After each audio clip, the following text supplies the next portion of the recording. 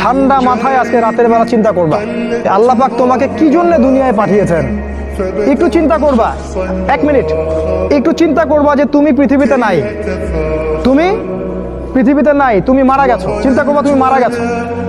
এরপর চিন্তা করবা তুমি যে মারা গেছো পৃথিবীর কারো কোনো সমস্যা হচ্ছে কিনা।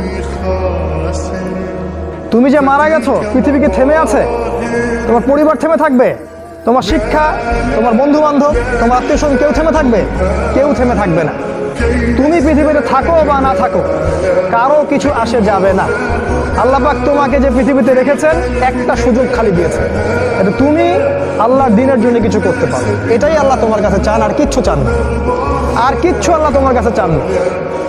আল্লাহ চান তুমি একজন ভালো মানুষ হও, ভালো মুসলিম হও এবং দ্বীনের জন্য কিছু খেদমত করে পৃথিবী থেকে বিদায় নাও। এই দিন তুমি ছাড়াও বিজয়ী হবে ইনশাআল্লাহ। তুমি থাকো বা না থাকো এই দিন কিন্তু বিজয়ী হবেই। হয় তোমাকে নিয়ে হবে অথবা তোমাকে ছাড়াই হবে। জীবনের উদ্দেশ্য ফিক্স করো। জীবনের উদ্দেশ্য একটাই, জান্নাত। জান্নাত পাওয়ার জন্য যা করা দরকার তাই করতে হবে। কোরআন হাদিস মেনে চলা থেকে শুরু করে আমল করা, আদব আখলাক সবকিছু এর মধ্যে চলে আসবে ইনশাআল্লাহ। আল্লাহ পাক তোমাকে পথ দেখাবেন। আগে তুমি জীবনের উদ্দেশ্য ফিক্স করো। একটা কথা বলি, সবাই তোমাদেরকে বলবে জীবনে সফল হতে হবে।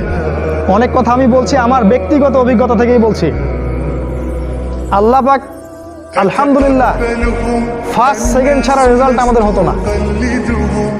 যখন থেকে আমরা বুঝতে পেরেছি যে ট্র্যাকে আমরা যাচ্ছি সে ট্র্যাকটা ভুল, সেই ট্র্যাকটা ভুল, এই বুঝটা যখন থেকে আসছে আমাদের মধ্যে, আমরা চেষ্টা করছি অন্যদেরকে আমাদের শিক্ষা দিয়ে সচেতন করার জন্য।